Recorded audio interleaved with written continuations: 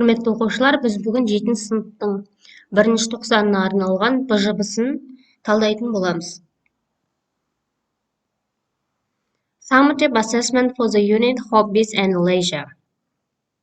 Яғни бұл хобби және бос уақыттағы іс-әрекеттер туралы бөлім еді. Сол бөлім бойынша бізде 2 тапсырма болады.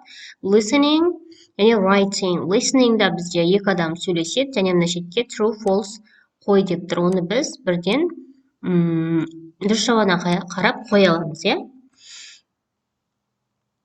Мінекей бізде бірінші false, екінші true, үшінші false, төртінші false, бесінші true және алтыншы false деп тұр. Бұл міне алтауына 6 балл беріледі. Және төртеуін енді біз writingнен аламыз. Барлығы 10 балл. Ол үшін біз не істеуіміз керек? Біз қазір жазамыз бұл тақырыпқа. Gives full answer using linking words and basic connectors. Яғни біз толық жауап беруіміз керек, байланыс сөздерін қосуымыз керек, бір-бірінен байланысты болу керек. Grammar accuracy, яғни ол грамматикалық тұрғыдан дұрыс болу керек, иә, бір-бірімен байланысып. Spell the words correctly, және сөзді дұрыс жазғаны, және бір-бірімен параграф деген абзацтар байланыса ма дейді. Неке осы жерге жазып көрсетейін, иә. Write sentences about your hobby. Өзіміздің хоббиіміз туралы сөйлемдер жазуымыз керек. You should write full sentences. Толық сөйлемдер қолдан дейді. Міне мыналарды қосуымыз керек. But, and, because, when, while деген олар бізде байланыстырғыш сөздер. Осыларды қосып жазамыз қазір. What your hobby is? Сенің хоббиің қандай? Мысалға былай жаз дейді. I like skiing because it's a healthy activity. Маған шаңғы тепкен ұнайды, себебі ол денсаулыққа пайдалы. Яғни біз себебі дегенді қолданып тұрмыз, because-ды. Дәл сондай нәшке жазайық бастап. What your hobby is? Енді осыған қалай жауап береміз? My hobby is. Так, не деп айтсақ екен? Музыка тыңдау, иә, listening to music and read books, және кітап оқу дейді.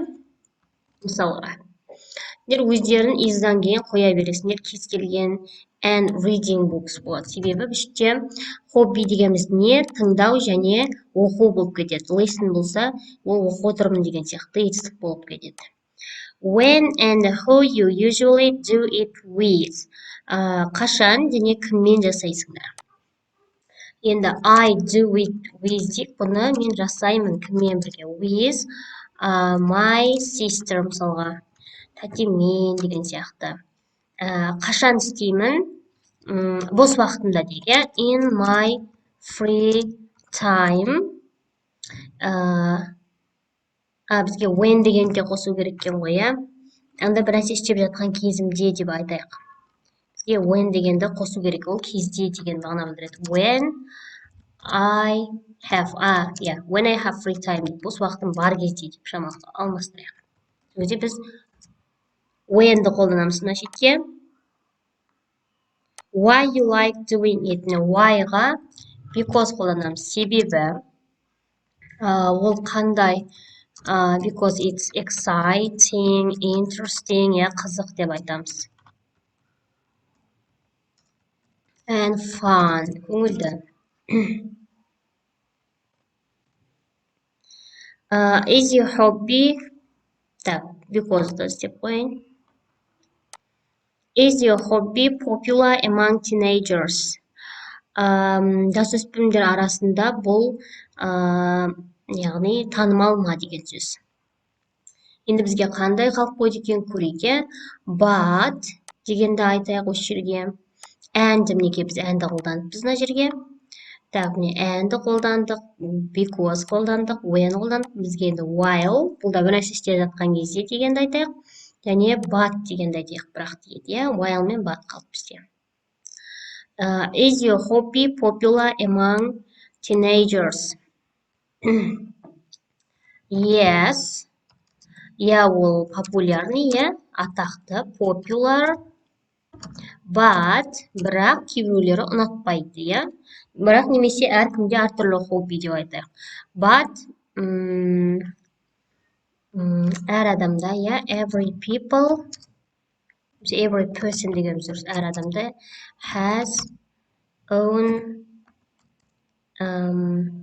interests деп қояйын. Әркімнің өзінің қызығушылығы бар. Так, осы кезде біз batты қолдандық. Енді while дегенді айтайық. Мен оны қашан істеймін дегенге қосайық, қашан істеймін, when I have free time. While деп осы жерге бір нәрсе атқан кезде деп.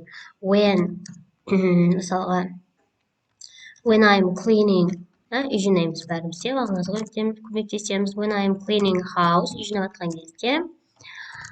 I am listening to music. Сол кезде музыка тыңдап жатамын. Listening to music, мысалға. Мінекей сонда біз while'ды да қолданып тұрмыз осы жерде. Мінекей осылай жазамыз бұны.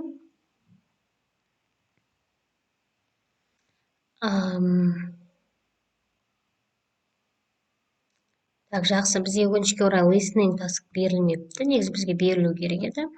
Listen to people. True, false екен біз көріп алдық. Бұны шамалы мен түсіндіріп өтейін. Talking about their free time дегеніміз, екі адам өзінің бос уақыты туралы сөйлесіп отыр. Осылар дұрыс па, бұрыс емес па, біз оны тыңдап жазуымыз керек. For example, Jack likes rock music. Ол дұрыс дейді. Jack doesn't love watching sport. Спортты көргенін ұнатпайды. Бұны мұғалім сендерге оқып береді, немесе тыңдайсыңдар, мысалға колонкамен да тыңдатады. Содан информацияны алып, осыны жоқ деп жазуларың керек. Jack loves horror films. Бұл ужастикті ұнатады. Jack sees his sister every week. Jack өзінің әпкесін әр аптада көреді. Jenny likes Chinese food and Jack loves Mexican food. Jenny Қытай тамағын ұнатады, ал Jack Мексикан тамағын ұнатады. Jenny loves soap operas. Jennyға soap operas дегеніміз бұл опера емес, бұл сериалдар, кинолар ұнайды. Jenny likes flying. Jenny ұшқанды ұнатады. Ұшақта ұшқан деген сияқты. Өкінішке орай менде бұны listening таба алмай тұрмын. Бірақ мен дұрыс жауаптарын жаңа көрсеттім. Мінекей мыналарды жазып алыңыздар тоқтатып, және нештен true false жазып алсаңдар, осымен барлығы болды бұл жиынтық бойынша.